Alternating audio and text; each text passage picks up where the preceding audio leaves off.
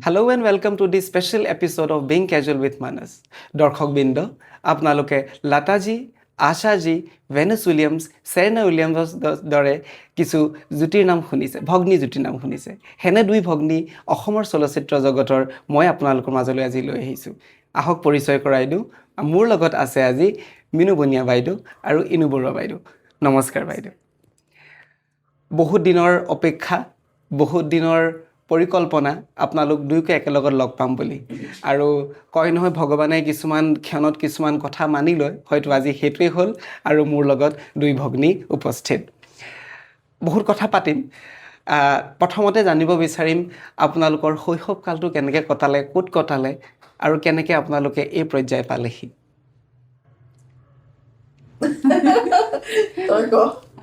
শৈশৱকালটো দেউতাৰ চৰকাৰী চাকৰি দেউতা ফৰেষ্ট ডিপাৰ্টমেণ্টত কাম কৰিছিলে গতিকে সেই সংক্ৰান্তত আমি দেউতাৰ চাকৰি সংক্ৰান্তত আমি সলনি কৰি থাকিব লগা হয় স্কুলো তেনেকৈ আমি সলনি কৰি থাকিব লগা হয় ট্ৰান্সফাৰেবল জব গতিকে আমি তেনেকৈ সলনি হৈ থাকোঁতে মোৰ স্কুল লাইফ আৰম্ভ হৈছিলে ঢলা চৈখোৱাগাঁও ঢলা LP স্কুল আৰম্ভ মোৰ তাৰ পৰা আৰু ঢলাৰ পিছত আমি ট্ৰান্সফাৰ হৈ গ'লো আকৌ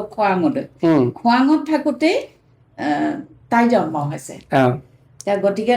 তাইৰ স্কুল আৰম্ভ হৈছে অৰুণাচলৰ পৰা কিন্তু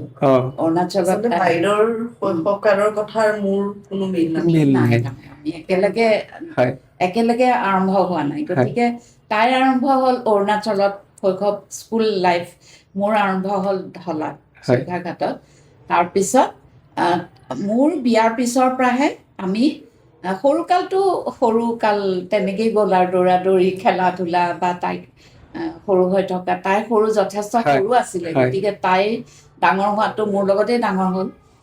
তাৰপিছত বিয়াৰ পিছৰ পৰাহে আমি একেলগে গুৱাহাটীত থাকিলোঁ বা তাইও আমাৰ লগত মানে বাইদেউ 74ত বিয়া হৈছে আৰু মই 75ত বাইদেউহঁতৰ লগলৈ কিন্তু স্কুল আৰম্ভ মোৰ শৈশৱ কৈশোৰ চব এভৰিথিং স্কুল আৰম্ভ মোৰ গুৱাহাটীতে হৈছে যদিও মানে তাই অৰুণাচলত ডাঙৰ হৈছিলে মোৰ ওপৰৰ বাইদেউৰ লগত কিন্তু স্কুল বুলি আৰম্ভ হোৱা নাছিলে আপোনালোক কেইগৰাকী টোটেল ভনী চাৰিগৰাকী মই 3 নম্বৰ তাই 4 নম্বৰ তাৰ ওপৰত আৰু 2গৰাকী আছে মোৰ ওপৰত দাদা দুটা আছে এতিয়া আমি শৈশৱকাল বুলি কোৱাৰ লগে লগে আমাৰ কিছু খুহুতীয়া কথা বা কিছু আমাৰ নষ্টালজিক হৈ পৰোঁ এনেকুৱা কিছুমান ঘটনা আছে নেকি যোনটো আপোনালোকে হয় দেই সেই দিনবোৰ কিন্তু আছিলে এতিয়াও যেন উভতি যাম এনেকুৱা কিছু ঘটনা আছে নেকি জীৱনত মোৰ ক্ষেত্ৰত হয় কি মই একেবাৰে যেতিয়া 3 বছৰ 4 বছৰ এনেকুৱা তেতিয়া মানে কি হয় বাইদেৱে মানে গান গাই দিয়ে আৰু মোক এনেকে ড্ৰয়িং ৰুমৰ পৰা পৰ্দা টানি দিয়ে আৰু এনাউন্স কৰে এয়া এনেকে ক্লেপ বজায় আৰু বাইদেউহঁতে আমাৰ দেউতাক যি মানুহে নাহক লাগিলে নাচি দেখুৱাবই লাগিব আৰু স্ক্ৰীন টানিবই লাগিব মানে পৰ্দা পৰা মই নাচি সেইবিলাক তেনেকেই আচলতে আৰম্ভ হৈছিলে কালচাৰেল লাইন এই কোৰ্চটোৰ কথা কৈছো আৰু বাইদেউতো খুব আগতে গান গাইছিলে আচলতে বাইদেৱে বাইদেউ এক্টিঙত বহুত দেৰিকেহে আহিছে কিন্তু গান ছিংগাৰ হিচাপেহে বেছি প্ৰসিদ্ধ চিনি পাইছিলে সেইটো সময়ত মোক মানে ক'লে বেয়া শুনি মোৰ ঘৰতো মা দেউতাহঁতে মানুহ আহিবই নোৱাৰে গান এটা গাই শুনাইছো এনেকুৱা ধৰণৰ কথাবিলাক হৈছিলে আৰু মই সঁচা অৰ্থত ক'বলৈ গ'লে বহুত গান গাই ঘূৰি ফুৰিছিলো প্ৰশিক্ষণ ক'ৰবাত লৈছিলে নেকি আনুষ্ঠানিকভাৱে মই লৈছিলো মৰাণত মই গান শিকিছিলো কিন্তু তাৰ আগতে মই শিকা নাছিলো অলপ বুজা হোৱাৰ পৰা মই মৰাণত গান শিকিছিলো সেইবিলাক তাৰপিছতো মই বিয়া হৈ আহিও গুৱাহাটীতো মই বহু কেইজনৰ ওচৰত প্ৰশিক্ষণ লৈছিলো কণ্টিনিউ কিয় নকৰিলে এই বস্তুটো নিজৰ ভুলৰ কাৰণে মই নিজেই দায়ী সেইকাৰণে আৰু মোৰ নিজৰ কণ্ঠ এটা আছিল যিহেতু মই নিজে নষ্ট কৰিলোঁ প্ৰেক্টিচ নকৰোঁ প্ৰথম কথা সেইটোৱেই অভ্যাস কৰিব লাগিব চৰ্চা কৰিব লাগিব চৰ্চা নকৰিছিলোঁ মই আচলতে ইন্দ্ৰবনীয়া হয় ব্যস্ত আছিলে খুব লগত বাইদেউ খুব বিজি আছিল হয়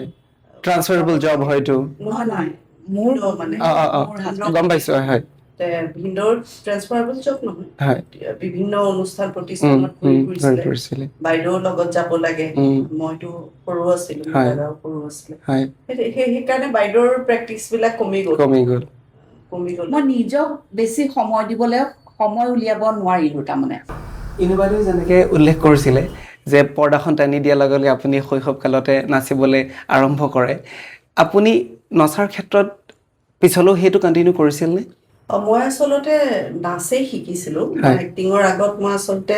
ডান্সাৰে আছিলো অঁ মই ঋষি নৃত্য শিকিছিলো হয় প্ৰয়াত শ্ৰীমতী গৰিমা হাজৰিকা লগত হয় আৰু বহু বছৰ মই নাচ শিকিছো হুম, কিন্তু মোৰ শাৰীৰিক অসুস্থতাৰ কাৰণেহে মোৰ নাচটো বাদ গ'ল অঁ শ্লিপ ডিস্ক হ'ল মোৰ হয়, হয়। গতিকে নাচ মোৰ একদম আছিলেই সৰুৰ পৰা হয় তাৰপিছত যেতিয়া মোৰ নাচিব নোৱাৰা যেতিয়া হ'লো হুম, তাৰ পিছৰ পৰা এক্টিং সৰুৰ পৰাই কৰিছো এক্টিং মই কিন্তু অকল এক্টিং তাৰমানে তাৰপিছতে মানে শাৰীৰিক অসুস্থৰ পিছতহে পিছতহে কৰিছো হয় এতিয়া আপোনালোকে যিহেতু সৰুৰ পৰাই কালচাৰেলি এখন এক্টিভ ঘৰৰ মানে এটা পৰিৱেশ পাইছিলে দুয়োগৰাকী আপোনালোকে ইমানখিনি আগুৱাই গৈছিলে কিন্তু এতিয়া যদি মই প্ৰশ্নটো কৰোঁ যে পোনপ্ৰথমে আপোনালোকে নিজৰ ভিতৰত থকা সেই অভিনেত্ৰীগৰাকীক কেতিয়া চিনি পাইছিলে বা কেতিয়া মন গৈছে মই অভিনয় কৰিম বা মই পাৰিম কেতিয়া সেই কথাটো আহিছিলে উপলব্ধি কেতিয়া কৰিছিলে আচলত মই মোৰ ক্ষেত্ৰত হয়। কৈ লৈছো হয় মই একো বুজাৰ আগতেই মই 4 বছৰ বয়সত মই ষ্টেজত উঠিছো অসমৰ ভিতৰত প্ৰথম হৈছিলো নাচত হয় ওড়িশী নহয় এইটো Modern Creative, হয়। অসমৰ ভিতৰত প্ৰথম হৈছিলো আৰু 6 বছৰ মই দ্বিতীয়মান শ্ৰেণী আছিলো তেতিয়াই মই শ্ৰীমতী মহিমাময়ীৰ চিনেমাখনৰ নীলা আকাশৰে ৰূপোৱালী পৰি সেই গানটোত ময়ো আছো আচ্ছা গতিকে বুজাই নাই যে কেমেৰা কি সেয়া বুজাৰ আগতেই আমাৰ অভিনয় নৃত্য এইবোৰ আছেই আমি নাজানো যে এইটো কিবা এটা বেলেগ ধৰণকে কৰিবলগীয়া বস্তু কাৰণ আমাৰ লগত আছিলেই আচলতে চাগে আমি ইনবৰ্ণে পাইছিলো আৰু গতিকে সৰুৰ পৰাতো তেনেকে এজ এ চাইল্ড কৰিছোৱেই মইতো কেইবাখনো চিনেমা কৰিছো এজ এ চাইল্ড তাৰপিছত যেতিয়া তেনেকেই আচলতে বডিটোত আছে নেকি সৰুৰ পৰা আৰম্ভ হ'ল বুলি ক'লে উত্তৰ দিবলৈ নাই কাৰণ সৰুৰ পৰা এয়াই কৰি আছো প্লাছ বাইদেউ আৰু ভিন্দৰ লগত থকাৰ কাৰণে আমি নাটক চিনেমা ৰিহাৰ্চেল সেয়াই দেখিছো বেলেগকে বুজিবলৈ একো নাই নতুনকে শিকিব লগা হোৱা নাই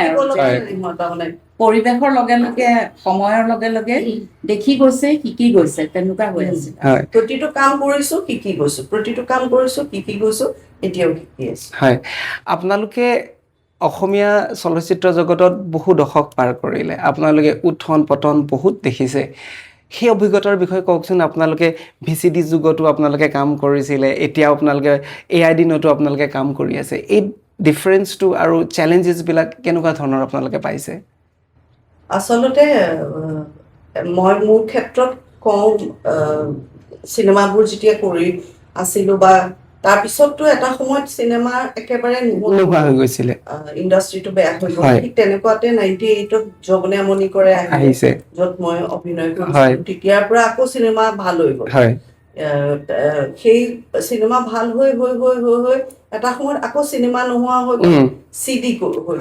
চিডিত বাইদেৱে যিমান কৰিছে মই কিন্তু কৰা নাই চিডিৰ সময়খিনি আচলতে আজিলৈ আমাৰ লগত যিজন কেমেৰা পাৰ্চন আছে তেওঁলোকো সৰু হৈ আছে তেওঁলোকক সেই সময়ৰ পৰাই আমি পাইছো এতিয়া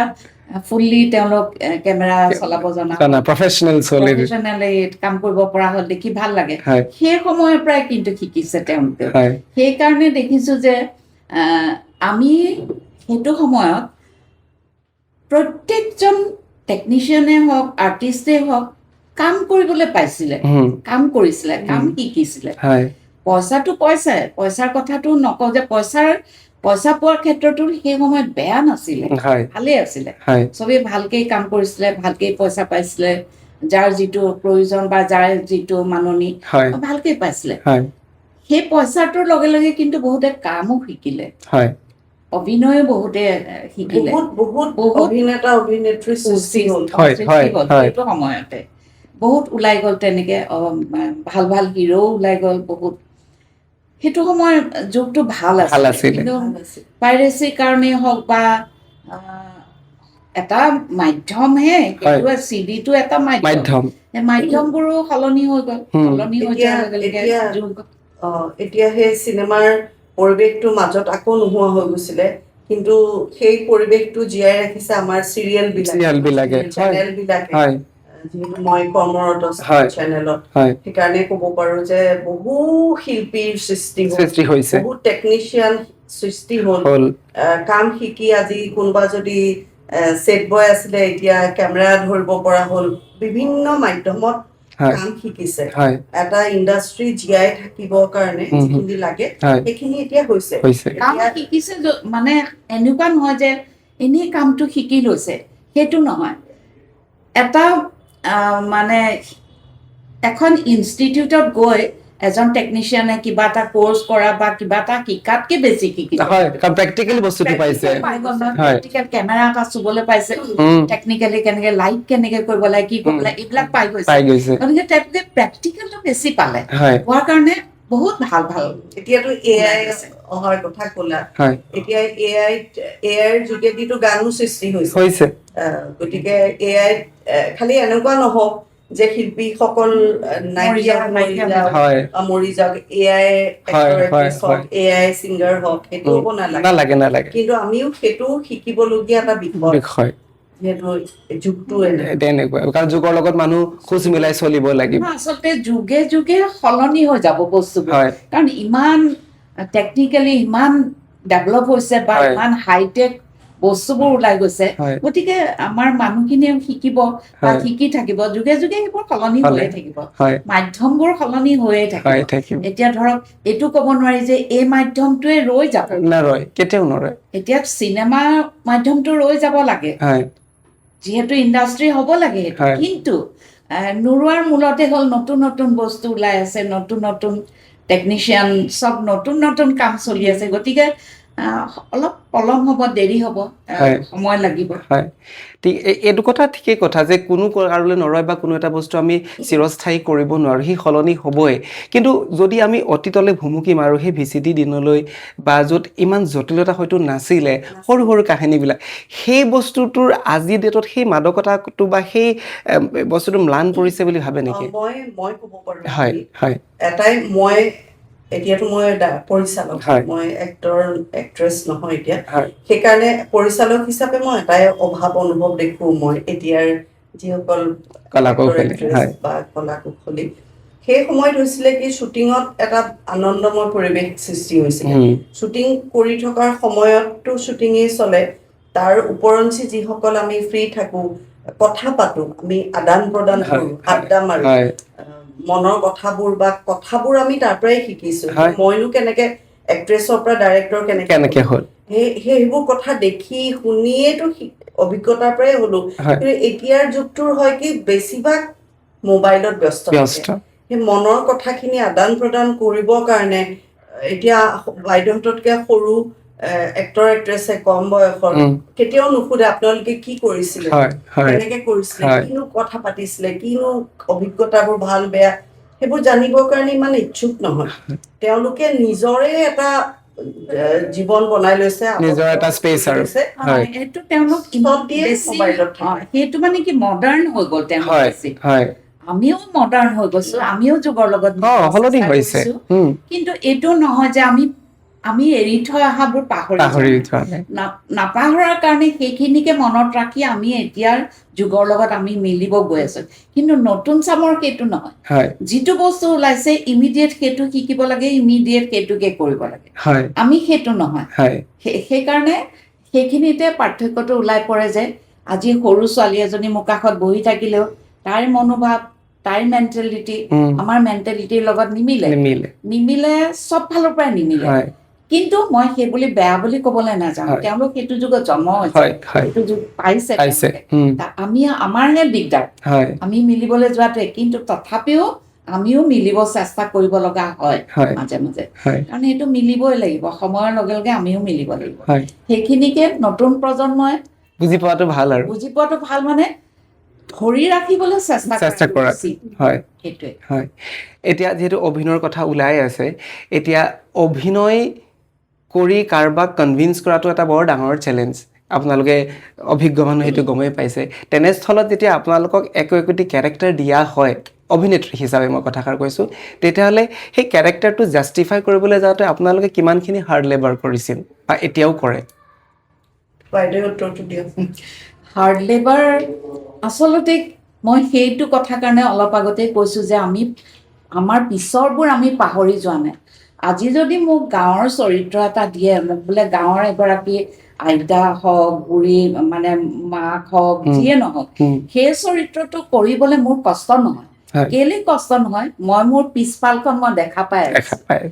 গতিকে মোৰ সেইখিনি মনত মোৰ মজ খাই যোৱা নাই, মই পাহৰি নাযাওঁ। মই এতিয়া নতুন যুগৰ মই মাক এগৰাকীক ফ'ল' কৰিবলৈ নাযাওঁ।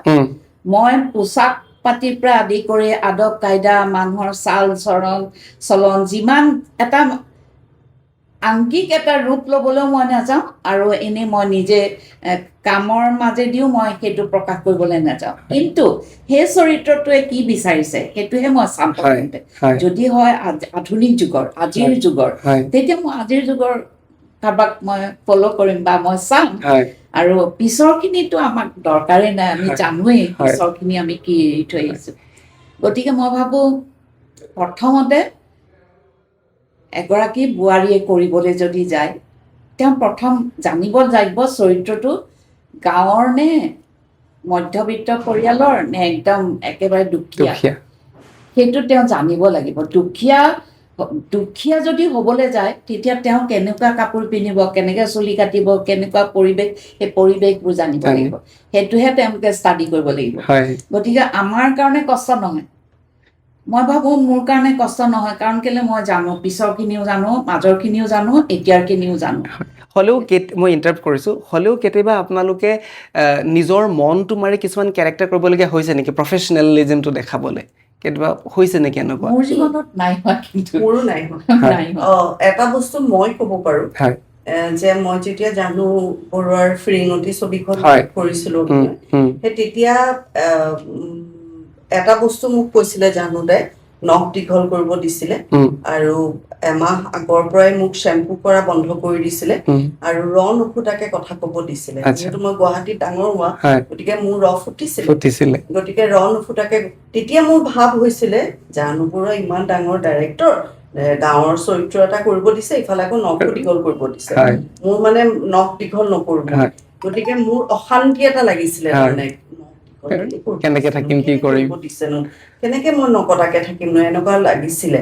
গতিকে সেইটো মই মনৰ বিৰুদ্ধে মই কৰিছিলো। তাৰপিছত যেতিয়া শ্বুটিঙলৈ গ'লো, শ্বুটিঙত প্ৰথম দিনা যোৱাৰ পাছতে সাজযোৰ যিযোৰ পিন্ধিবলৈ দিছিলে, ধুনীয়াকে জাপা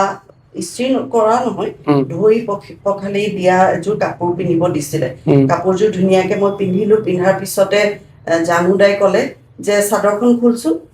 চাদৰখন খুলি দিলো। খুলি দিয়াৰ পিছত চাদৰখন গোটেই শিল ৰাস্তাত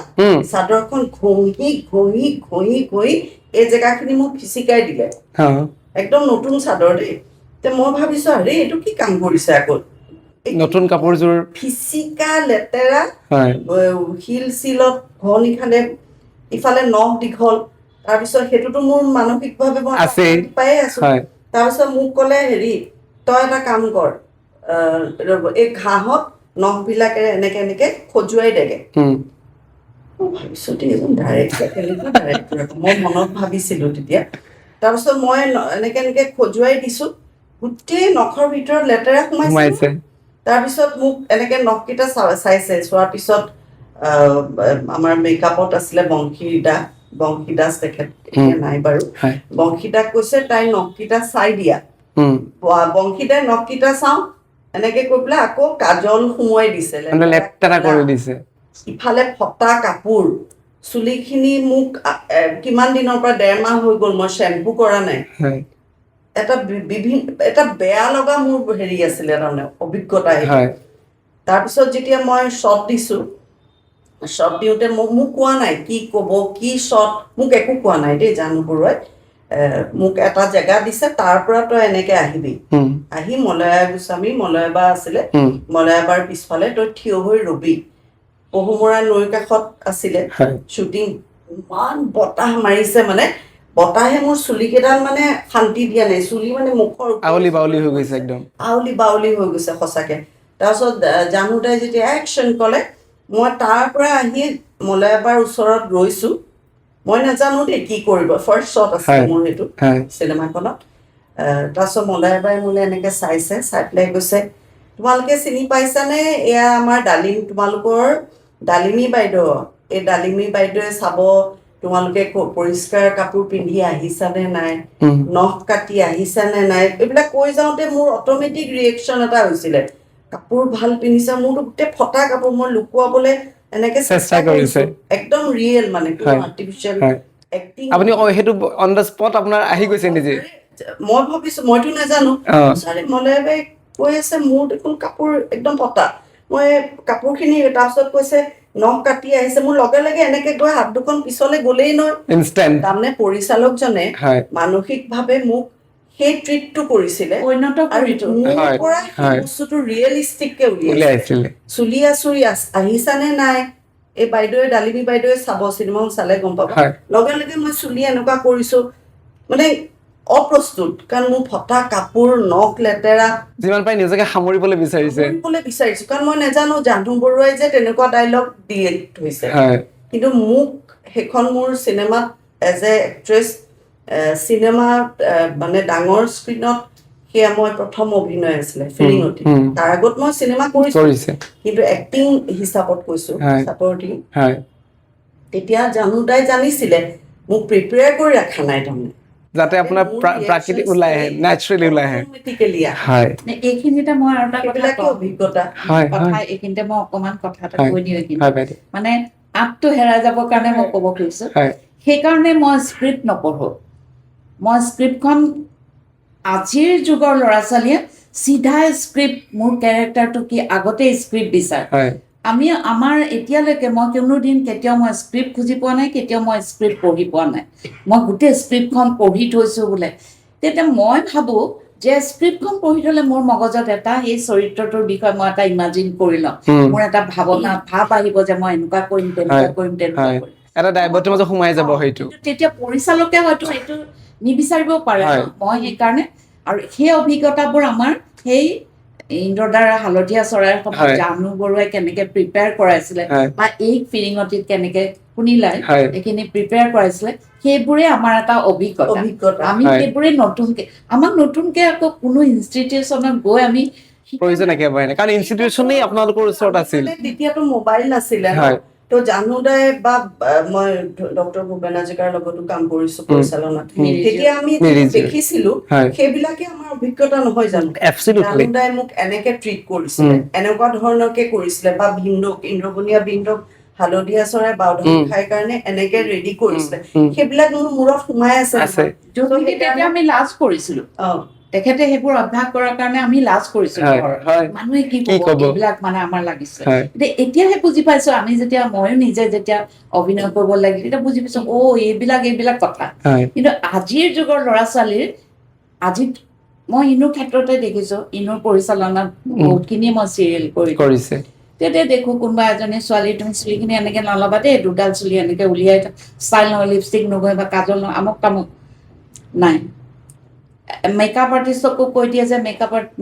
এনেকুৱা গেটআপটো এনেকুৱা হ'ব, এনেকে এনেকে কৰি দিয়া বুলি কৈ দিব। কিন্তু আৰ্টিষ্টগৰাকীয়ে নিজে গৈ পেলাই ধৰা ব্লাছাৰ লগালে, কাজল লগাই ললে, লিপষ্টিক অকমান লগাই, নুশুনে কথা,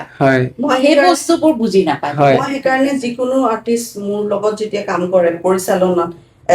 পৰিচালক হিচাপে কৈছো, মই সদায় কওঁ যে মোৰ ওচৰলে একদম খালী হৈ আহিবা, উকা কাগজ এখন হৈ, খালী হৈ, গ্লাছটো খালী হৈ থাকিলে মই ভৰাব পাৰিম, ভৰ্তি হৈ নাহিবা। মই সেইটো চবকে কওঁ, কাৰণ কেলে মই সোমাবৰ কাৰণে মোক জেগা লাগিব। আগতেই যদি এনেকে কৰিম তেনেকে কৰিম ভাবি লয়, তো মোৰ থিংকিং, গোটেই কামটো প্ৰজেক্টটো মইহে দেখি থাকো, বা পৰিচালকে দেখি থাকে, গতিকে তেওঁ বেছি ভালকে জানিব। গতিকে আজিকালি বিউটি কনচিয়াছ হয়, কেৰেক্টাৰ এনালাইচিছবোৰ কম, গতিকে এই বাইদেউ কোৱা কথাবিলাক কৰে মানে বস্তুটো কেতিয়া কি হয় জানা তেতিয়া মানে নিজক যদি সেই ভাগে তৈয়াৰ কৰি লয় তেতিয়া এক্টিংটো কৰিব নালাগে ইমানকে হাত ভৰি মানে অংগী ভংগীবোৰ ইমান কৰিব নালাগে তুমি যদি লিপষ্টিক লগাই একদম গোটেই মেকআপ এটা কৰি লৈ যদি গাঁৱৰ এজনী দুখীয়া ঘৰৰ এজনী চৰিত্ৰ কৰিবলৈ যোৱা তেতিয়া কেতিয়াও নাহে সেই ফিলটো কেতিয়াও নহয় অনুভৱটো অনুভৱ কৰিব পাৰিব লাগিব প্ৰথম কথা অনুভৱটো মই এজনী মাক মৰমীয়াল মাক মই অনুভৱ কৰিব পাৰিব লাগিব মই এজনী খঙাল মাক মই জানিব লাগিব তাৰমানে এই বস্তু কোনোবা এটা চৰিত্ৰ কোনোবা এগৰাকী মানুহক মই হয়তো মনত পেলাব লগা হ'ব পাৰে গতিকে তেনেধৰণৰ কৰাহে ভাল যে মোৰ গেটআপটোৱে মেকআপে ধুনীয়া কাপোৰ এযোৰ পিন্ধি ভাজ কৰি কাপোৰ লৈ পিন্ধি তেনেকে মই পিন চিন মাৰি পিন্ধি মই গাঁৱলীয়া ছোৱালী হ'ব নিবিচাৰোঁ হয়নে সেইবোৰ বস্তু অকণমান আজি কৰিলে হয়তো আৰু ভাল হ'ব আৰু বহুত ভাল ল'ৰা ছোৱালী আছে বহুত বেছি আমাতকে বহুত জনা বুজা বহুত জানে বহুত ভাল ল'ৰা ছোৱালী কিন্তু তাকে ভাল কৰিবলৈ যাওঁতে তেওঁলোক আৰু ভাল হওক সেইটোৱে বিচাৰে ইনু বাইদেউলৈ এটা প্ৰশ্ন মোৰ যে যিহেতু আপুনি এতিয়া ডাইৰেক্টৰৰ চকীত বহিছে তেতিয়াহ'লে এতিয়া আপুনি সেই কেৰেক্টাৰবোৰ আগতে আপুনি নিজেই ৰূপায়ণ যেতিয়া কৰিছিলে এজ এন এক্ট্ৰেছ এতিয়া এইখন চকীৰ সেই দায়িত্ববোধটো কেনেকৈ আপুনি পালন কৰিবলৈ চেষ্টা কৰে আচলতে যেতিয়া মই স্ক্ৰিপ্টখন পাওঁ সেই স্ক্ৰিপ্টখন পঢ়োঁতেই মোৰ গোটেই ভিজুৱেলাইজ হৈ যায় চৰিত্ৰবোৰৰ মাজত মই নিজে জীৱনটো লৈ সোমাই যাওঁ যে এই চৰিত্ৰটো মই যদি কৰোঁ এনেকুৱা হ'ব তেনেকুৱা হ'ব যাক কাষ্ট কৰিম সেই কাষ্ট কৰা মানুহখিনি কোনটো কেৰেক্টাৰ কাক দিলে কেনেকে খোজকাঢ়িব কেনেকে বহিব সেই গোটেই কল্পনাটো মনলৈ আহি যায় গতিকে আৰু যেতিয়া মই ডাইৰেকশ্যন দিওঁ এটা চিন যেতিয়া মই বুজাওঁ বা যেতিয়া আৰ্টিষ্টক যেতিয়া ক'বলৈ যাওঁতে মই অকল ডাইৰেক্টৰজনে কিন্তু নকওঁ মই সেই অভিনেত্ৰীজনীও কওঁ মই সেই জেগাটোলৈ গৈ চাওঁ আগতে বাইদেউহঁতে জানে যে মই এই চৰিত্ৰটো ইয়াৰ পৰা তালৈ খোজকাঢ়ি যাওঁ গৈ ডাইলগ ক'বলৈ সুবিধা হ'বনে নহয় সেইকাৰণে মই আৰ্টিষ্টক কৈ দিওঁ যে অকণমান আঁতৰি দিয়াচোন মই চাওঁ এবাৰ কৰি সেইকাৰণে মোৰ সেই ফিলটো আৰু যিমান পাৰোঁ মই যিমানকণ জানো গোটেইকণ মই যিমান আৰ্টিষ্ট আছে চবৰে মাজত মই দিবলৈ চেষ্টা কৰোঁ কোনোবাই যদি এক্টিং কৰিব পৰা নাই মই নিজে দিনটো এক্টিং কৰি দেখুৱাওঁ গতিকে মই যদিও ডাইৰেক্টৰ মোৰ লগত অনবৰতে সেই অভিনেত্ৰীগৰাকী থাকে সেইকাৰণে মই দেখুৱাই দিব পাৰোঁ এটা চৰিত্ৰ যেতিয়া আপুনি পালে ধৰি লওক আপোনাৰ স্ক্ৰিপ্টখন এটা চৰিত্ৰ ওলাইছে আপুনি চাইছে যে সেই চৰিত্ৰগৰাকী মোৰ বাইদেউতকৈ হয়তো অন্য কোনোবা এগৰাকীক মই দিলে তেওঁ ভাল কৰিব বা বেছি তেওঁ হয়তো খাপ খাব ভাল কৰিব নহয় হয়তো বেছি খাপ খাব যেন লাগিছে হেনে ক্ষেত্ৰত কেতিয়াবা এনেকুৱা চিটুৱেশ্যন ওলাইছে নেকি য'ত নেকি আপুনি মিনু বাইদেউক হয়তো ক'বলৈ কৈছে বাইদেউ এইটো কিন্তু তোৰ কাৰণে নাই দিয়া দেই মই হৈছে এনেকুৱা কাম কৰিছোঁ মইতো এতিয়া 20 বছৰ হ'ল পৰিচালক হৈ থকা মোৰ 20 বছৰত মই 20টা ওপৰ কাম কৰিছে প্ৰতিটো কামত বাইদেউ নাই য'ত মই অনুভৱ কৰোঁ মোৰ ইয়াতে নিজৰ পৰৰ চিনাকি অচিনাকি এইটো ক্ষেত্ৰ মোৰ একদম নাহে এজ এ ডাইৰেক্টৰ মানে মই একদম জেনুইনলি কেৰেক্টাৰটোৱে কি বিচাৰে সেইটোৱে মই চাওঁ গতিকে এনেকুৱা বহুত কাম আছে য'ত মই বাইদেউক লোৱা নাই বাইদেৱে আপত্তি কৰি থাকে মোক নললি মোক হেৰি নললে তাই অৰুণাহঁতৰ লগত বা বেলেগৰ লগত আলোচনা কৰে মোকতো ইমান নকয় তাই নললে এনেকুৱা ধৰণৰবোৰ কৰি থাকে কিন্তু সেইটো কথা নহয় আচলতে য'ত যাক যেনেকে লাগে যোনটো কেৰেক্টাৰ যোন ফিট হয় আচলতে সেইটো বুলিও নহয় আমাৰো মোৰো এইটো নহয় কিন্তু মানে কি মই সঁচা কথা কওঁ আজি কেমেৰাৰ সন্মুখতে কৈছোঁ কমফৰ্ট ফিল কৰোঁ মই এবছলিউটলি কমফৰ্ট ফিল কৰোঁ এইটো কাৰণে যে ইফালে নাযাবি সেইফালে নাযাবি এইটো নকৰি সেইবোৰত নহয় মোক তাই চম্ভালিব লগা হৈছে বা মোক কেয়াৰ লয় সেইটো বুলি নহয় কমফৰ্ট ফিল কৰোঁ এইকাৰণে চিনটো আৰম্ভ হৈ কেতিয়া শেষ হৈ গম নাপাওঁ মানে যেতিয়া ইনভলভ হৈ যাওঁ যেতিয়া চৰিত্ৰটো কৰিবলৈ যাওঁ এটা পৰিৱেশ পায় পৰিৱেশটো বহুত ধুনীয়াকৈ হেণ্ডেল কৰে সেই হেণ্ডেল কৰোঁতে মানে আমি এনেকৈ চিনটোত মানে 5 পেজৰে হওক 4 পেজৰ হওক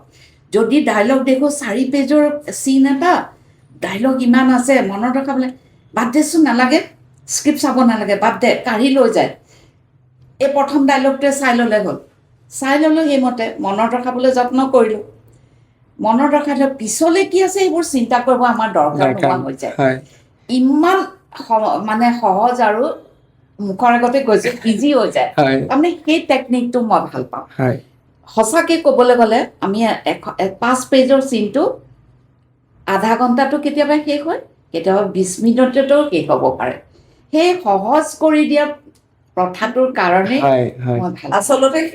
এই কথাটো মানে কি হয় মোৰ ক্ষেত্ৰত এজ এ ডাইৰেক্টৰ মই বাইদেউহঁতে জানে ষ্ট্ৰিক্ট কিন্তু মই ষ্ট্ৰিক্ট হ'লেও মই কিন্তু গোটেই স্ক্ৰিপ্টখিনি গোটেই কামখিনি কাইলৈ মই কি কৰিম কোন আৰ্টিষ্ট থাকিব কাক কেনেকৈ কৰিম চিনটো কেনেকৈ মই সাংঘাতিক হোমৱৰ্ক কৰোঁ সেইকাৰণে মানে মই ৰাতি 11টা 11:30লৈকে মই কামৰ মাজতে থাকোঁ আকৌ ৰাতিপুৱা উঠিও মই গোটেই পেপাৰ ৱৰ্কছখিনি এবাৰ চাওঁ নহ'লে মোৰ শান্তি নালাগে তাৰমানে মই চাই লৈ মোৰ কনচেপ্টটো একদম ক্লিয়াৰ কৰি নিজে ছেটিছফাই হ'ব লাগিব এনেকৈ কৰিম তেনেকৈ খতম কাৰণ এটা বস্তুতে বেঘিনিয়াই থাকিবলৈ কাৰো ভাল নালাগে যিমান সোনকালে চিনবোৰ কৰিব পাৰি ফূৰ্তি ফাৰ্তাৰে তেনেকে ভাল লাগে এটা পৰিৱেশ ভাবে যে পটককে কৰিছো আচলতে হোমৱৰ্ক কৰোঁ কাৰণে আৰু মানে মই কেতিয়াবা ভাবোঁ কেতিয়াবা সুধিছোঁ তাইক বা মই অৰুণৰ লগতো কেতিয়াবা আলোচনা কৰোঁ বা ঘৰত আলোচনা কৰোঁ মানে কষ্টিউমৰ পৰা কণ্টিনিউটিৰ পৰা আদি কৰি ডাইলগ সেই চিনটোত কি ডাইলগ কৈছিলোঁ সেইটোৰ পৰা আদি কৰি কাৰ মেকআপ কাৰ হাতখন এনেকৈ আছিলে কোনে চাহকাপ খাই আছিলে ইমান এখন এটা চিন বা এটা আমাৰ এপিছ'ডত কেনেকৈ মনত ৰাখে মানে ডিটেইলটো মনত ৰখাটোৱে মই আচৰিত হওঁ তাৰমানে কেলৈ মোৰ নিজৰ ভণ্টি হ'ল সেইকাৰণে মোৰ মানে এনেকুৱা লাগে তাই কেনেকৈ জানিলে কেনেকৈ পাৰে তাৰমানে কৰিব মোৰ সেইটোৱে বেছি ভাৱ হয় যে তাই ইমান ইনবৰ্ণটো তেওঁ ডিৰেক্টৰ নাছিলে পাছতহে তেওঁ হৈছেগৈ ইমান কেনেকৈ মনত ৰাখে আৰু ৰাতিপুৱা ৰ'দে মই এতিয়া ক'ব নোৱাৰোঁ অকণ দেৰি পিছত তোক চিনটো চাই ক'ব পাৰে চিনটো চাই ক'ব মানে কষ্টিউম আমুকযোৰ পিন্ধিছিলি দেই মনত আছে কৈ দিয়ে তাৰমানে আমি পিন্ধাজনী মনত নাথাকে আৰু মই সঁচা কথা কৈছোঁ আজি স্বীকাৰো কৰিছোঁ তাই থকাৰ কাৰণে আজি বহুত স্বীকাৰোক্ত হৈছে কিন্তু তাই থকাৰ কাৰণে মই মানে একো বিন্দাছ মই চিন্তা নকৰোঁ কাপোৰ কি আৰু মোৰ এদিনো মিছ নহয় এই কাপোৰ পিন্ধিব লাগে মিছ কৰিলেও বাইদেউ বিৰাট বদমাছো হয় ছেটত বাইদেৱে মানে মোৰ এছিষ্টেণ্ট বা ছেটৰ ল'ৰা বা স্পটৰ ল'ৰা তেওঁলোকক ফিটিং কৰি ৰাখে এনেকুৱা বহুত হৈছে য'ত নেকি কণ্টিনিউটি কাপোৰ এৰি থৈ গুচি আহিলে মই গম নোপোৱাকৈ মোৰ মুড চাই তেওঁক একদম বাইকৰ খৰচ দি ঘৰলৈ আনি পঠিয়াই কেতিয়া নিলে মই একো গম নাপাওঁ এদিন হৈছে বদমাচি কৰোঁ বোলে মই ব্লাউজটো বেলেগ পিন্ধো মোৰ কাপোৰত খেলি মেলি নহয় ব্লাউজটো বোলে বেলেগ পিন্ধিছিলোঁ তেতিয়া গাটো থাকি লওঁ চিনটো কি সেই চিনটোৰে পিছৰ আছে নেকি মানে মোৰ হেৰি থাকিব নেকি সেইটো জানি লওঁ যে নালাগে তাৰমানে সেইটোৰে চিন কিন্তু বেলেগ এটা মুহূৰ্ত আৰু তেনেকে কোৱাৰ লগে লগে গাটো থাকি লওঁ সেইবোৰ বদমাচি আৰু এটা আছে যেতিয়া মোৰ কামত বহুত নতুন মানুহ থাকে দেই নতুন মানুহক মই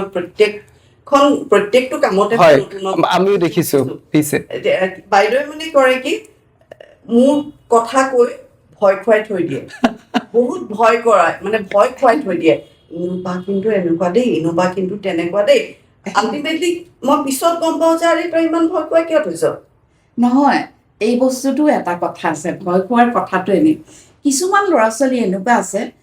এনেই অদৰকাৰী কথা মাজত কৈ দিয়ে বুজি পাইছা এনেকুৱা ধৰণৰ যিবোৰ মানে সেই মুহূৰ্তত ক'ব নালাগিলেও চলি যায় পৰিৱেশো নষ্ট হয় বা খং উঠি যাব মই জানো তাইৰ স্বভাৱটো গতিকে মানে আগতে সতৰ্কবাণী মই অন্য একো নকওঁ মই কামত কিন্তু বিৰাট চিনচিয়াৰ দেই আৰু বস্তু বাহানি চব কিন্তু নিজে লৈ আহিবা গালি খাবা কিন্তু নানিলে সেইটো কওঁ মই গালি খাব লগা কাম কৰে গালি খাবই মই সেইকাৰণে কটমটি বেয়া আগজাননী এটা দি থয় মানে মই অন্য বেয়া নকওঁ যে তাই ইমান খঙাল আমুক কৰে তামুক এইবোৰ নকওঁ মই কওঁ যে তোমালোকে কিন্তু চিনচিয়াৰ এইটো বিৰাট কিন্তু চিনচিয়াৰ ইনোবা অলপ হেৰি হ'লে কিন্তু তেৰি মেৰি নাই দেই একদম গালি খাবা কিন্তু কওঁ সেইখিনি কথা তাই শুদ্ধ হ'বৰ কাৰণেহে কওঁ কিন্তু সেই ছোৱালীজনী শুদ্ধ হ'ব মোৰ একো প্ৰফিট নহয় বা তাইৰো হেৰি নহয় তাই তুমি তোমাক মই ক'লো ধৰা ইনোভা বিৰাট ষ্ট্ৰিক্ট তুমি এতিয়া কেনেধৰণৰ ল'বা সেইটো কিন্তু মই নোকোৱা আগতে কিন্তু মই অকণমান এনেকুৱাকে হৈ আছিলে কাৰণ ইনোভাক দেখিলে মোৰ কেলে লাগে মানে বহুত ষ্ট্ৰিক্ট বিৰাট চিনচিয়াৰ মই ভাবিছোঁ সময়ত কিয় নাহিলা ক'ব নেকি হয় হয় সময়টোৰ কাৰণে মানে মই মানে সেইটোৱে পৃথিৱীত যদি সত্য কিবা আছে মই ভাবো সময় আৰু সময়টো মই মানে আমাৰ মোৰ কলিগসকলেও জানিব মোক বহুতে ৰেঙনিৰ চকীদাৰ বুলিও কয় এই চকীদাৰ উঠাৰ আগতে মই গৈ হাজিৰ হওঁ তেনেকুৱা নিচিনা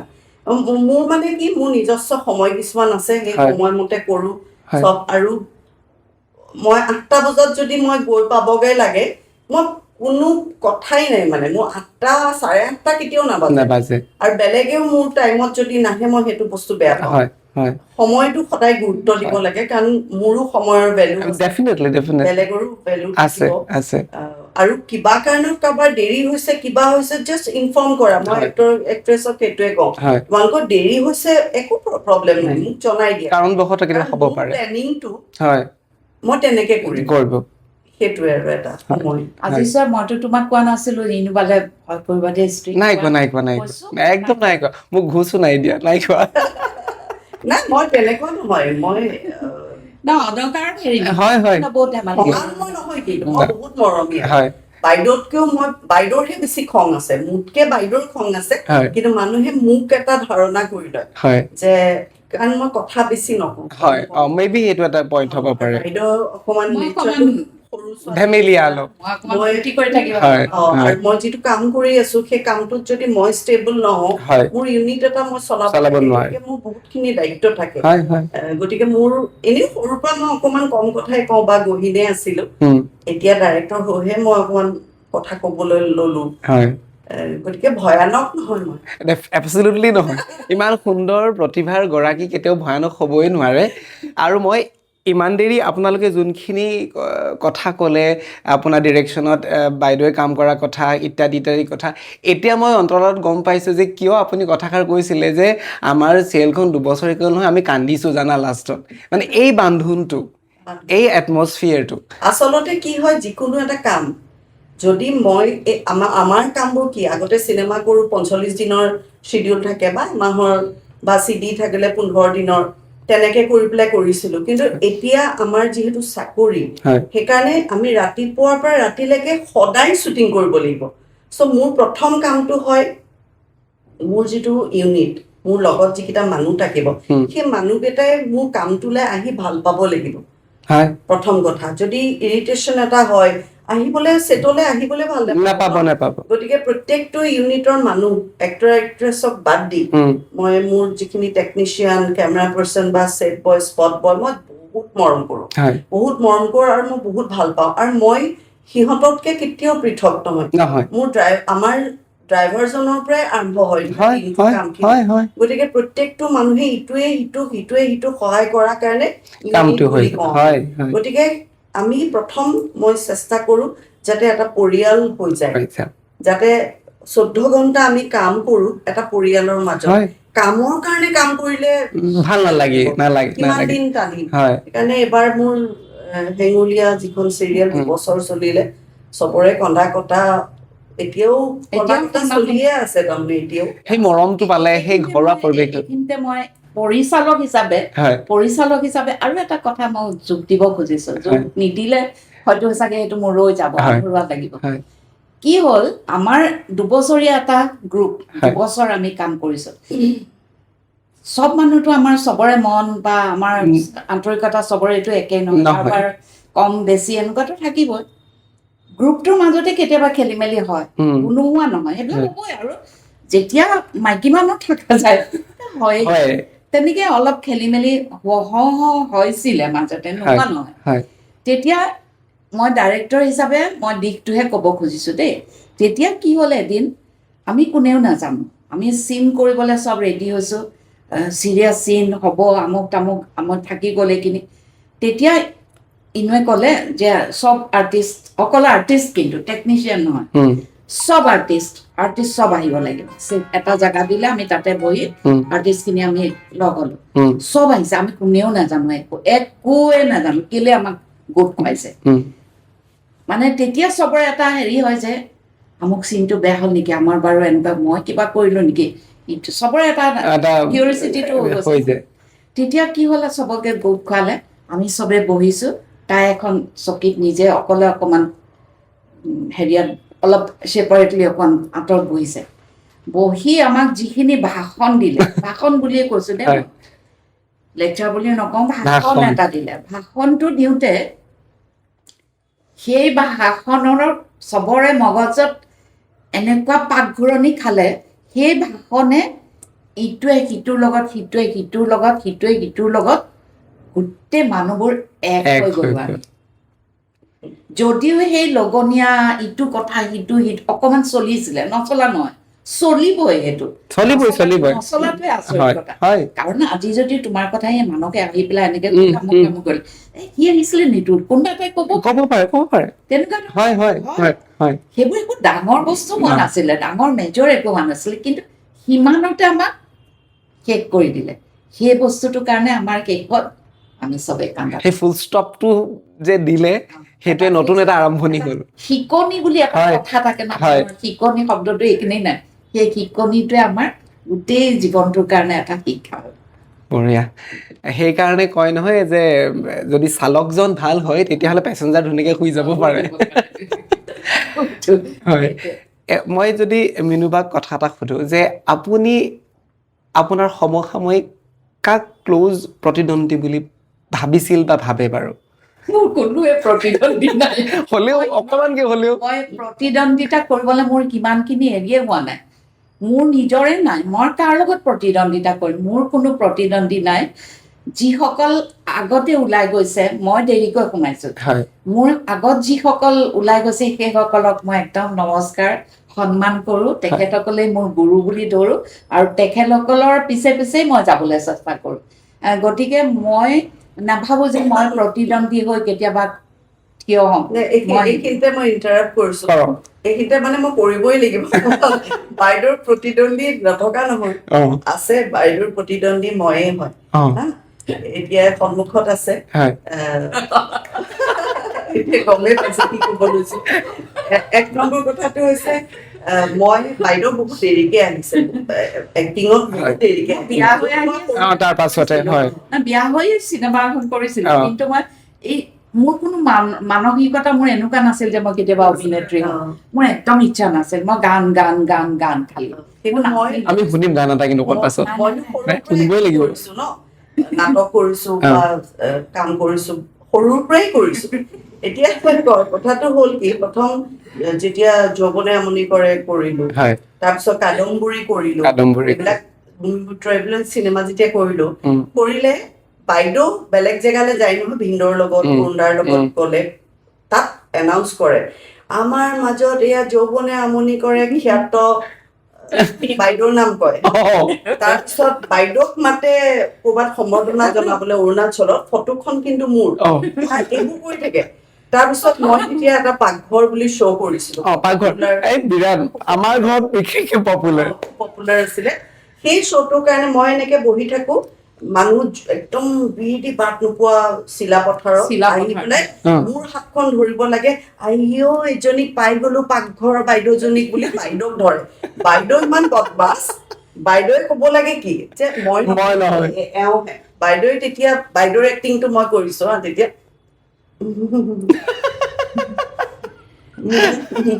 এনেকে চাই পেলাই থৈ দিয়ে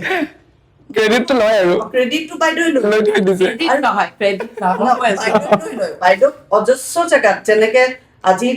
তুমিয়ে প্ৰথম ইনু বনিয়া বুলি কৈছা একচুৱেলি ইনু তেনেকেতো মোৰ অজস্ৰ ইনু বনিয়াই মই হৈ থাকো দেই বহুতৰ মাজত কিন্তু বাইদেৱে মানে তেতিয়া কি কৰে নকয় যে মই নহয় মোৰ ভণ্টিহে সেইটো নকয় মই কণ্ট কেলে নকৰোঁ তাৰপিছত এবাৰ বাইদেউৰ ইণ্টাৰভিউ ওলাইছে কিবা এখন মেগাজিনত মোক ফোন কৰিছে কৈছে শুন আৰ্টিকেল এটা ওলাইছে তাৰপিছত মোক ফোনত শুনাইছে আৰু তাতে মানে লিখিছে আৰু যে পাকঘৰৰ নিচিনা এটা হেৰি এখেতে বাইদেউৰ কথা লিখিছে বাইদেউ সেইটো ইমানেই ফূৰ্তি পাইছে বাইদেউ ইমান বদমাছ, বাইদেউ কৈ নিদিয়ে মই নহয় ইনু বুলি, বাইদেউ সেই ক্ৰেডিটটো লৈ থৈ ক্ৰেডিট নলওঁ, ক্ৰেডিট নহয়, এইটো ক্ৰেডিট কেনেকে ল'ম? দেখকে এটা বস্তু মই তাইৰ হৈ পেলাই ক্ৰেডিটটো ল'বলৈ, এইটো নহয়। মোৰ হাঁহি উঠে। কেলে হাঁহি উঠে? তুমি আহিছা মোৰ ইণ্টাৰভিউ ল'বলৈ, ধৰি ল'লো তুমি আজি ইণ্টাৰভিউ ল'বলৈ আহিছা, তুমি ইনু বৰুৱা বুলি মোক সুধি আছা, হয়নে? সেইটো মোৰ হাঁহি উঠে তেতিয়া। তোমাৰ সেইখিনি হেৰি তুমি তাৰমানে নিজে তুমি কিয় নিজে ষ্টাডি কৰি আনা? কিন্তু নিদিয়ে দেই বাইদেউ, এয়া সেইটো ইন্ট্ৰডিউচন নিদিয়ে বাইদেউ। সেই ক্ষেত্ৰতে বাইদেউ বিৰাট ফূৰ্তি পায়, আৰু ফূৰ্তি এইটো কাৰণে পায়, চা তোৰ কথা কোৱা নাই, মোৰ কথাই কৈছে, সেইকাৰণে মই কৈছো ক্ৰেডিটটো অজস্ৰ জেগাত সেইটো জেলাচি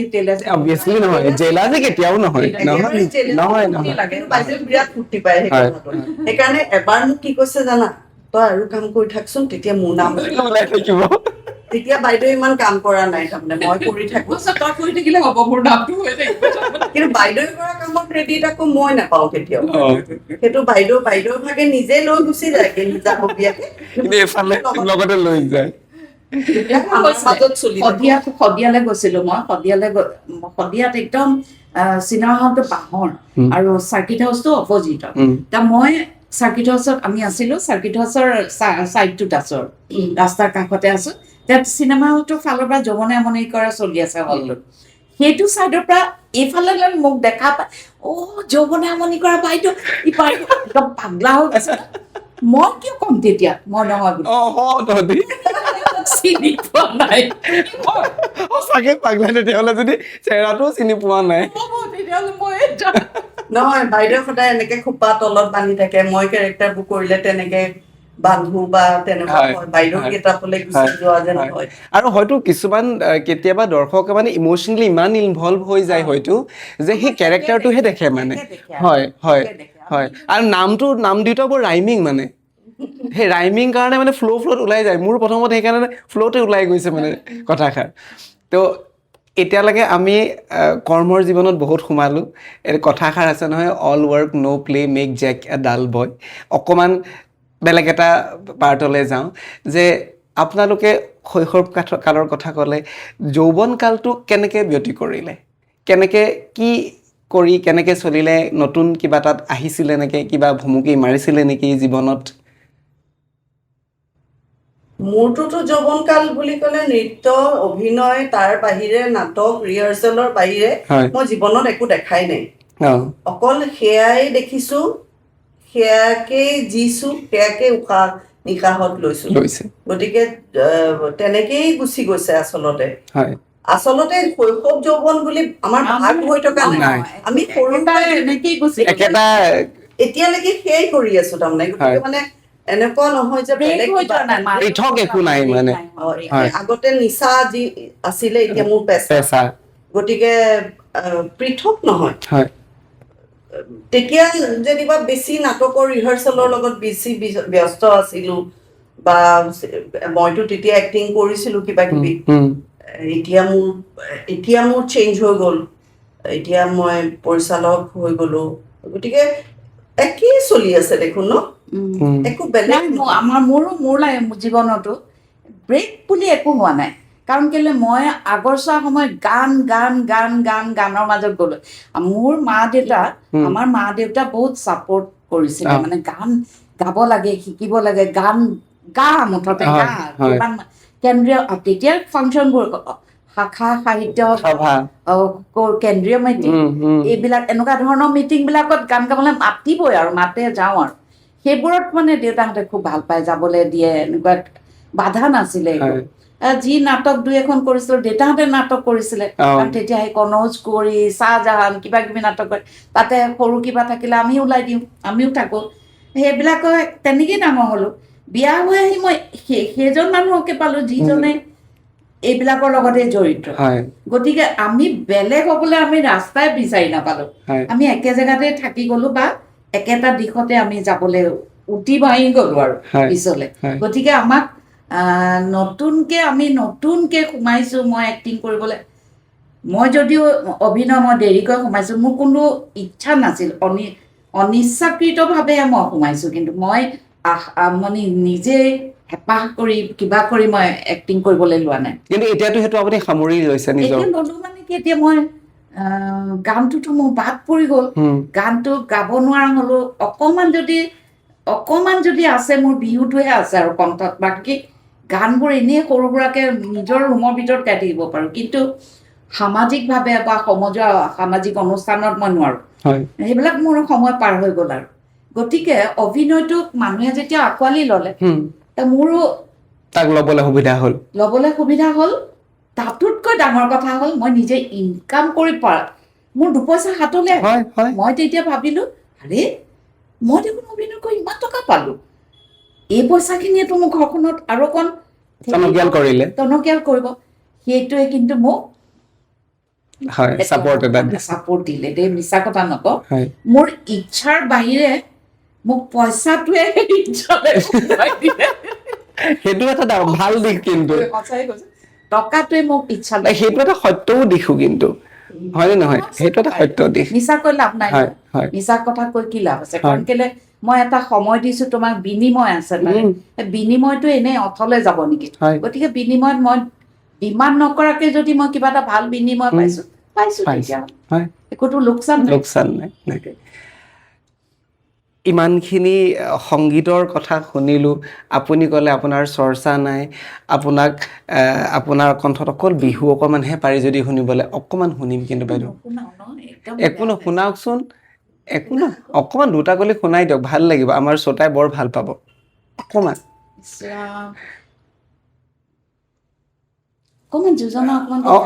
একদম বেয়া হ'ব কিন্তু জানা, একো নহয়, আজিকালি চব ভাল কৰি দিম,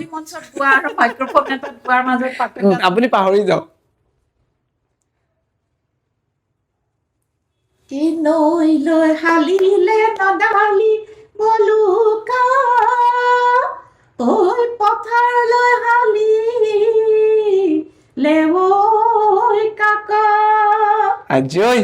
এই বুকুৰে ভিতৰত কিহৰ কাদে, ঐ কালৈ চিন্তা কৰি থাক। এই বিহু বস্তুটো এনেকে ৰুমৰ ভিতৰত নোৱাৰি গাব, একদম প্ৰাণ খুলি বিহু গাত লগাই লৈহে গাব পাৰি, আৰু তাতে বয়সৰ হেঁচা মাতে। কিন্তু হ'লেও যিহেতু চৰ্চাটো আছিলে, কণ্ঠটো আছিলে, সেইকাৰণে সেই বস্তুটো হেৰাই যোৱা নাই। মানে মই বিহু বুলি ক'লে মানে মাইক্ৰফোনটো পালে, ষ্টেজ এখন পালে মই পুৰা খুলি গাব পাৰোঁ। এতিয়া ৰুমৰ ভিতৰত অকণ আবদ্ধ নোৱাৰি, তুমি পাৰিলে এইখিনি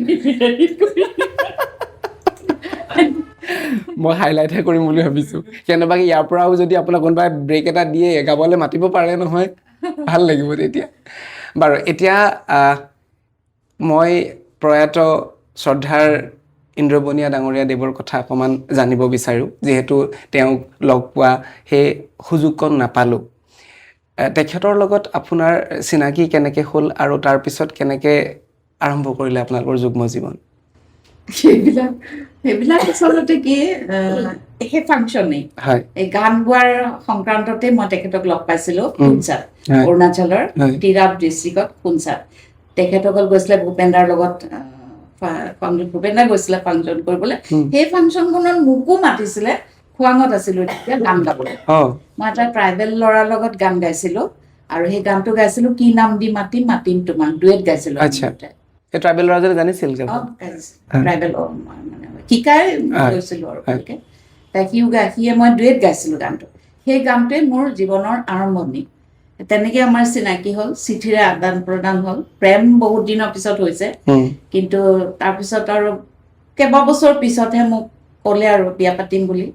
ময়ো এগ্ৰী হ'লোঁ। মই এগ্ৰী হোৱাতকে মোৰ পিছৰ ভাইটিটোৱে মোক মানে প্ৰেছাৰ দিলে যে, কিয় যদি বিয়া নহওঁ কিয় ভাল পাইছিলি, বিয়া হওঁ মানে, এনেকে ক'লে। ভাইটিয়ে প্ৰেছাৰ দিয়াত পলাই আহিলোঁ, কামাখ্যাত বিয়া হ'ল। কামাখ্যাত বিয়া হৈ এই আৰু লাইফটো তাৰপিছত। হয়, আৰু ইমান দেৰি ডিছকাশ্যনত মই এটা কথা গম পাইছোঁ যে তেখেত সাংঘাতিক ছাপৰ্টিভ আছিলে। তেখেত আপোনালোকক সাংঘাতিক সেই ফ্ৰীডমটো দিছিলে, যে যোনটো কৰিব বিচাৰা বা যোনখিনি তেওঁ আগুৱাই নিব পাৰে, সেই পৰিৱেশটো দিছিল চাগৈ আচলতে কি আমি তেনেকুৱা বেয়া কাম কৰাই নাই এবছলিউটলি নাই কৰা নাই বা বেলেগ এটা দিশেৰে যাবলৈও আমি চেষ্টা কৰা নাই যিটো সংস্কৃতিৰ মাজেৰে আমি জীয়াই থাকিবলৈ বিচাৰিছো তেখেতোতো সেইটোৱে আছিলে সেইটো কামেই কৰি ভাল পাইছিলে গতিকে আমি আটাইকেইটাই সেই সংস্কৃতিৰ দিশেৰে আমি যাবলৈ মানে ভাল পালো যেন ঘৰতেই যেতিয়া এজন মানুহ কিন্তু ঘৰত থাকিলে বুলি আমাক কিন্তু কেতিয়াও সুবিধা কৰি দিয়া নাছিল সেইটোকে ক'বলৈ আমাক কেতিয়াও যে আমুক চিনেমাখনত মোৰ ৱাইফক ল'ব দেই মোৰ ফুলখালীজনীক ল'ব জীৱনত কেতিয়াও আমাক কাৰো লগত নিজৰ বনাব চিনাকি কৰি নিদিলে আমাক মানে এনেকুৱা নহয় যে মই এয়া কৰিব থাকে মই এতিয়া অভিনয় কৰিব ললো তেওঁৰ যোগেদি নহয় কিন্তু মই প্ৰথম বিয়া হৈ আহি চিনেমাখন কৰিব ললো তেওঁৰ যোগেদি নহয় সেইখন চিনেমা কৰিছিলো মই বিৰিঞ্চি বৰ্তাই মোক লৈ গৈছিলে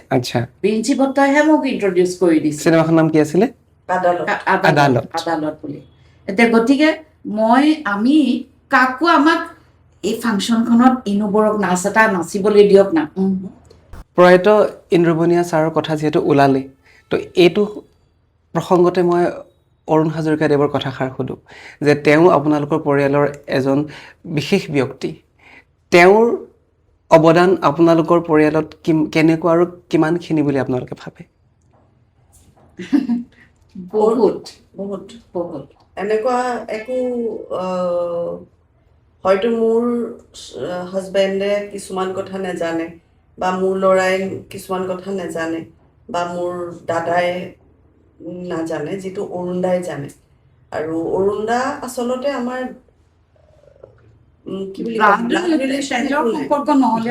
আমাৰ তাতোকৈও বেছি পৰিয়ালৰ যদি আমাৰ এতিয়া পৰিয়ালৰ মানুহ বুলি ক'বলৈ হ'লে মেইন মানুহ বুলিয়ে কওঁ ন মেইন মানুহ বুলি ক'বলৈ গ'লে অৰুণ হাজৰিকা আমাৰ যিকোনো সমস্যা যিকোনো কথা বাইদেউৰ বোৱাৰী মামন মিনু বাইদেউ অৰুণদা মই আমি চাৰিজনে যিখিনি পাতো বা জানো সেইখিনি হয়তো মোৰ ঘৰৰ বাকী মানুহেও হয়তো নাজানে গতিকে আমাৰ কাৰণে আৰু এটা কথা অৰুণকো এখেতে মানে অৰুণক গুৱাহাটীত ৰাখি থলে বুলি ক'বলৈ নহয় সি এনেকুৱাকে আমাৰ লগত হৈ গ'ল যে সি এটা ঘৰৰ মেম্বাৰ আমাৰ ফেমিলি মেম্বাৰ হৈ গ'ল গতিকে অসম অভিনয় প্ৰতিষ্ঠানত এজন প্ৰশিক্ষক হিচাপে তেওঁ ৰাখিছিলে ৰখাৰ পিছত এনেকুৱা হৈ গ'ল সম্পৰ্ক য'ত নেকি এতিয়া আমি অৰুণৰ অভাৱ মানে কেতিয়াও ভাবিব নোৱাৰো সেইকাৰণে সি যেতিয়া থাকি গ'ল বা ৰৈ যাব লগা হ'ল ইয়াত তো বাধ্যও কৰোৱা নাছিলো যে তই ইয়াতে থাকি যা আমাৰ লগতে থাকি যা সেইটো নহয় তেনেকে নাছিল সিও আমাৰ লগত আমাৰ ফেমিলিৰ ইমোচনেল বণ্ড পৰিয়ালৰ মানুহ হৈ গ'ল আমিও পৰিয়ালৰ হৈ গ'লো তেনেকে এতিয়ালৈকে আমি পৰিয়াল বেলেগ অৰুণ হাজৰিকা আমাৰ কোনো নহয় এই কথাষাৰ ক'ব নোৱাৰো ইনফেক্ট মোৰ নাতিটোৱেও নকয় এতিয়া এইৰো নাতিনী হ'ল আৰু 2 মাহৰ পিছত তাইৰ নাতিনীও নক'ব যে অৰুণ হাজৰিকা বেলেগ মানুহ বেলেগৰ ঘৰৰ মানুহ সেইটো এতিয়া মানে ক'লে এখন আৰু দীঘলীয়া হ'ব আৰু অৰুণ হাজৰিকা মুঠতে আমাৰ পৰিয়ালৰ এজন এতিয়া মূল মানুহ ভগৱানে কৰক সদায় সেনেকৈ থাকক আপোনালোকৰ সম্পৰ্কটো সদায় এনেকৈ থাকক আৰু নেদেখাজনে ওপৰতো চাই আছে নহয় জানো আৰু সেইটো কাৰণে হয়তো জীৱনটো ইমান সুন্দৰকৈ গৈ আছে আপোনালোকৰ এতিয়া মই দুয়োগৰাকীলৈ এটা প্ৰশ্ন বিশেষকৈ ইনুবালৈ প্ৰশ্ন যে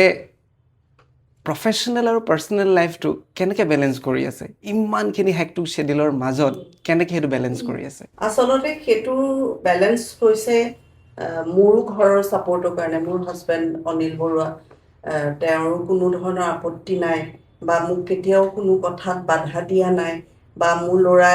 ল'ৰা ইয়াত নাথাকে বেংগলোৰত থাকে কেতিয়াও মানা কৰা নাই আৰু কাৰণ কেলে বেলেঞ্চ এইটো কাৰণেই হৈছে কাৰণ সৰুৰ পৰা কৰি আছো সেই কিমান আৰু মই দ্বিতীয়মান শ্ৰেণীৰ পৰাইতো মই চিনেমা দেখিছো কৰিছো গতিকে তেতিয়াৰ পৰা যে আৰু সময় মই যে ক'লো সময় যে মই 8টা বজাত অফিচ পাবগে লাগে তাৰ কাৰণে মই 5টা বজাত উঠিব নিজৰ কাম কৰি টিফিন বনাই মেলি মোৰ এটা ৰুটিন আৰু মই খুব মানে ৰুটিনটো ফলো কৰো সময়টো মোৰ কাৰণে মই ক'লো নহয় সময়ত যদি মই কামটো কৰো মোৰ কাৰণে চব সহজ হৈ যায় গতিকে বেলেঞ্চ কৰিবৰ কাৰণে আমাৰ বাইদেউহঁতৰ ঘৰখন এখন ঘৰটোতো আছেই, আছে তাৰ ওপৰঞ্চি মোৰ নিজৰ ঘৰখন, মোৰ হাজবেণ্ডে একো এইবিলাক একো কেতিয়াও ৰাতি 2টা বাজিলে বোলে কেতিয়াও মোক নুসুধে ক'ত আছা ইমান দেৰি, ইমান জানে আৰু তাই শ্বুটিঙে কৰি আছে। গতিকে সেইবিলাক বস্তু থকাৰ কাৰণে, তেনেকুৱা ধৰণৰ পৰিৱেশ এটাও পোৱাৰ কাৰণে একো কেতিয়াও এটা বস্তু ঠিক যে মোৰ পাৰ্চনেল লাইফত মই কেতিয়াও কামৰ কথা নাপাতো। মই বাইদেউহঁতৰ লগতো কেতিয়াও মোৰ কিবা প্ৰব্লেম হৈছে কাম লৈ, মোৰ চিৰিয়েল লৈ কিবা প্ৰব্লেম হৈছে, চিৰিয়েলৰ কিবা এটা এনেকুৱা হৈছে, মই ডিছকাছ নকৰোঁ। মই পাৰ্চনেল কথা আৰু প্ৰফেশ্যনেল কথা, বা ছেটতো যদি বাইদেৱে কিবা পাৰ্চনেল কথা ক'বলৈ যায় বা ক'ব খোজে, মই সদায় বাইদেউক নাইটি এইবিলাক কথা নকওঁ। মই মানে নোৱাৰো, দুটা বস্তু একেলগে নোৱাৰো। প্ৰফেশ্যনেল যেতিয়া হৈ থাকো, মই কমপ্লিটলি বাইদেউৰ লগতো মই প্ৰফেশ্যনেলিজম হয়, মই তাত পাৰ্চনেল ৰিলেশ্যনটো মেইনটেইন কৰি বেয়া পাওঁ, সেইটো মই নকৰো। গতিকে সেইকাৰণেই চাগে বেলেঞ্চ হৈ আছে। এইখিনিতে আৰু এটা কথা, মোৰ হাজবেণ্ড ইন্দ্ৰবনীয়া যিজন মানুহ আছিলে, তেখেতক আমি যেতিয়া চিনি পাইছিলো তেতিয়া এজন কৌতুক অভিনেতা হিচাপে জানিছিলো। আমাৰ ঘৰখনত মোৰ বিয়াৰ পিছত, মই বিয়া হৈ যেতিয়া আহিলো গুৱাহাটীলৈ, এইও আহিল, মোৰ এই ওপৰৰ ভাইটি, তাৰমানে মোৰ 2 নম্বৰ ভাইটিটো যেতিয়া গুৱাহাটীলৈ আহিল, কল্যাণ বৰুৱা তাৰ নাম, বম্বেত থাকে সি। দুইটা যেতিয়া আমাৰ ঘৰলৈ আহিলে, ইহঁত দুটাই দেখা পালে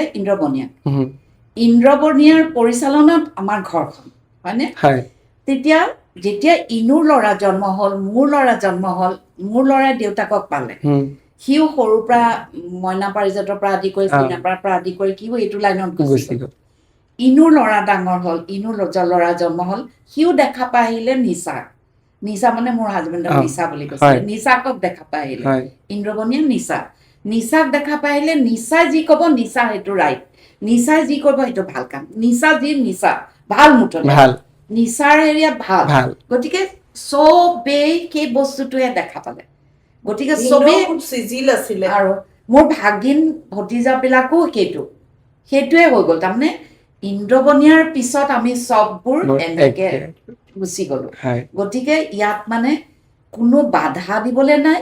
কোনেও বেয়া কাম কৰা নাই, কোনো বেয়া পথে যোৱা নাই। গতিকে আমি এটা এনেকে আগবাঢ়ি গৈ এটা আমি পৰিয়াল হৈ গ'লো। সেই পৰিয়ালতে অৰুণ হাজৰিকাও আমাৰ মাজত সোমাই পৰিল। গতিকে আমি গোটেইবোৰ এটা পৰিয়াল। তাত মানে ইয়াত ইনুৰ ঘৰ, মোৰ ঘৰ, তাইৰ ঘৰ, আমুকৰ ঘৰ, এইবোৰ আমি এতিয়া মুঠতে এটা পৰিয়াল ইনু, মই, অৰুণ, আমি গোটেইবোৰ এটা ছাতিৰ তলত সোমাই আছে। হয়, শেষৰ ফালে গৈ আছো। গৃহিণী হিচাপে পাকঘৰত কোনে বেছি সময় কটায়? এইটো প্ৰশ্ন কালে যাব, দুইগৰাকীলে প্ৰশ্নটো কালে যাব বুলি ক'লে, মই ৰাতিপুৱা মোৰ কামখিনি মই কৰি আহোঁ, মই নিজে টিফিন লৈ আহোঁ, মই কিবা এটা বনাই লৈ আহোঁ, কাৰণ মোৰ হাজবেণ্ড অকলে থাকে ঘৰত। তাৰপিছত মই একেবাৰে ৰাতি 11টা, 10:30 সেই পিছৰখিনি মোৰ হাজবেণ্ডে চলায়। গতিকে দুইজনৰে সমিল মিলত মোৰ পাকঘৰখন চলি আছে। আৰু মই দেওবাৰে থাকোঁ, ঘৰত মাত্ৰ এসাঁজ খাওঁ, ৰাতি সাঁজটো। গতিকে সেইখিনি মই ৰাতিপুৱা যদি বনাই গৈছোঁ, যি আছে তেনেকে, নহ'লে মোৰ হাজবেণ্ডে কৰে। গতিকে দুইজনৰ মাজত হৈ থাকে। আৰু বাইদেউহঁতৰ ঘৰখনত হয় কি, বাইদেউৰ বোৱাৰী বিৰাট কামিলা, তাই খুব ভাল ৰান্ধে। বাইদেউটো কৰেই, বাইদেউটো গোটেই ঘৰখন চম্ভালি মেলি নিজে ৰন্ধা বঢ়া কৰি মেলি শ্বুটিং যায়। মই চব কৰিছিলো, ৰন্ধা বঢ়া মই চব জানো, কিন্তু মই ৱেষ্টাৰ্ণ নহয়, মই থলুৱা। গতিকে মানে থলুৱা হিচাপে মোৰ ঘৰ চলিছে তেনেকে চব। যেতিয়া মোৰ বোৱাৰী ঘৰখনলৈ আহিল, থলুৱাৰ পৰা অলপ ৱেষ্টাৰ্ণ মোৰ ল'ৰাই ভাল পায়, মোৰ ল'ৰাই ভাল পাইছিলে, সেইমতে অলপ গ'ল। যোৱাৰ পৰা ধুনীয়াকৈ জুতি লগাই বনাই খাই ভাল পায়। আৰু লাহে লাহে মোৰ মানে অকণমান ৰান্ধাবোৰ, দালি কোনে বনাইছে, মায়ে বনাইছে নেকি, গম পোৱা হ'ল, মায়ে বনাইছে নেকি, সেই বস্তুটো অলপ গম পোৱা হ'ল। হোৱাৰ পিছত এতিয়া নাতিটো ডাঙৰ হ'ল, সি এবাৰ হায়াৰ ছেকেণ্ডাৰী পাছ কৰিছে, সিও ভাল ৰান্ধে, সিও মানে আইতাই বনাইছে ন দাইল, আমুক তামুক আইতাই বনাইছে ন আমুকটো, সেইবোৰ হ'ল। তেতিয়া মই দেখিলো, আৰে এইটো যেতিয়া হৈ গ'ল মই লাহেকৈ আঁতৰি দিয়াই ভাল গতিকে মই কি কৰোঁ ৰাতিপুৱা মোৰ যিখিনি খাব লগা হয় বা মোৰ যি খাব লাগে মই মোৰ নিজৰ কাৰণে মই খাওঁ বওঁ মই গুচি যাওঁ শ্বুটিঙলৈ শ্বুটিং থকাৰ কথা কৈছোঁ বাকী ভাত ৰন্ধা এইবোৰ ক'লে মানে বাকী মোক যিমান লেতেৰা কাম আছে যিমান যি কৰিব দিয়া চব মই কৰি ভাল পাওঁ আৰু মই কৰোঁ সঁচাকৈ মোৰ এইটো ইণ্টাৰেষ্ট মানে মই সেইবোৰে বেছি ভাল পাওঁ মোৰ কাপোৰ ধোৱা যত লেতেৰা কাম আছে বাচন ধোৱাৰ পৰা আদি কৰি চব মই ৰন্ধা বঢ়া কৰি মই সঁচাকৈ এতিয়া বেয়া পাওঁ মানে মই বেয়া পালেও আজি মই বহুত ধুনীয়া বনাইছোঁ কিন্তু আৰু যিহেতু এতিয়া এটা বিকল্প আছে অপশ্যন আছে তো সেইকাৰণে হয়তো অকণমান কেতিয়াবা সেইটো ভাবা যায় বোৱাৰীয়ে খুব ভাল বনায় আৰু জুতি বুদ্ধি লগাই বনাব জানে মোৰ ইমান জুতি বুদ্ধিও নাই হেৰিও নাই কাৰণ আজিৰ যুগৰ ল'ৰা মোৰ নাতি জুতি বুদ্ধি লাগিব গতিকে সেইটোত কোনেও বেয়া পাব লগাও কথা নহয় একো দুখ কৰিব লগাও নাই মোৰ ফালৰ পৰা মই একো নাই কাৰণ কেলে মই বনাব নাপালে মই ভাল বৰঞ্চ সুখীহে আজৰি সময় আৰু অকণ পাইছো মই সঁচা কথা ক'বলৈ গ'লে দিনটো লাগিলে কাম কৰিম মই অন্য কাম মই পাকঘৰটোত মই মানে অকমান আমনি পোৱা হলো আৰু বহুত বনালো জীৱনটোত আজি ৰাতিপুৱা মই অৰুণ হাজৰিকাক এইটো কথা কৈছো যে আমি তোলনি হোৱাৰ আগৰ পৰাই ভাত বনালো এতিয়ালৈ আৰু মোৰ ভাত বনাবলৈ মন নাই শেষৰটি প্ৰশ্ন বাইদেউ আপোনাৰ নেক্সট প্ৰজেক্টটো কি আৰু কেতিয়া দেখা পাম নেক্সট মোৰ এতিয়াৰ কামটোতো জাষ্ট শেষ হৈছে গতিকে আকৌ এখন স্ক্ৰিপ্ট লাগিব ৰেডি হ'ব লাগিব গতিকে অকণমান টাইম আছে এতিয়াই কৈ দিবলৈ মোৰ আমি ডাঙৰ পৰ্দাত কিবা ডাঙৰ পৰিকল্পনা দেখা পাম নেকি আপোনাৰ ফালৰ পৰা বা পৰিকল্পনা আছে নেকি আমি প্ৰেছাৰ দি আছো আশা কৰোঁ সপোন এটা আছে কিন্তু কেতিয়া পূৰণ হয় নাজানো লাগি থাকক সপোনত আজি ইমান ব্যস্তৰ মাজত উইকেণ্ডত ইমান দেৰিকৈ হ'লেও আপোনালোকে ইমানখিনি সময় দিলে তাৰ কাৰণে মই অতি কৃতজ্ঞ আৰু ভগৱানৰ ওচৰত প্ৰাৰ্থনা কৰিছোঁ যে আপোনালোকৰ স্বাস্থ্য সদায় এনেকৈ থাকক ভালে থাকক সুখত থাকক হাঁহি থাকক হহুৱাই থাকক আমাক আৰু বিশেষকৈ মই মোৰ মাৰ ফালৰ পৰা আৰু পৰিবাৰৰ ফালৰ পৰা আপোনালোক দুয়োকে বিশেষ ধন্যবাদ কাৰণ আপোনালোকৰ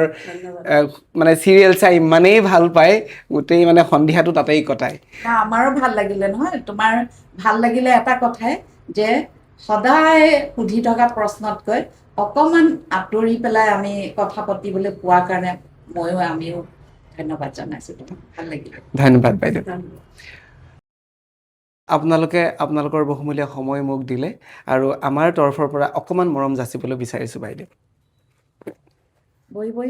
বহিয়ে লওক ধন্যবাদ তোমালৈ বহুত বহুত ধন্যবাদ দৰ্শকবৃন্দ এয়া আছিল আজি মোৰ বিশেষ দুগৰাকী অতিথি তেখেতলোকৰ লগত বাৰ্তালাপ কৰি মোৰ অতি আনন্দিত মই অনুভৱ কৰিছোঁ আশা কৰোঁ আপোনালোকে সেই একেই অনুভৱ কৰিছে অহা এপিছ'ডত কিছু আৰু নপুৰণি ব্যক্তি মই লৈ আহিম আশা কৰোঁ আপোনালোকে মোৰ চেনেল ছাবস্ক্ৰাইব কৰিব being casual with Manas thank U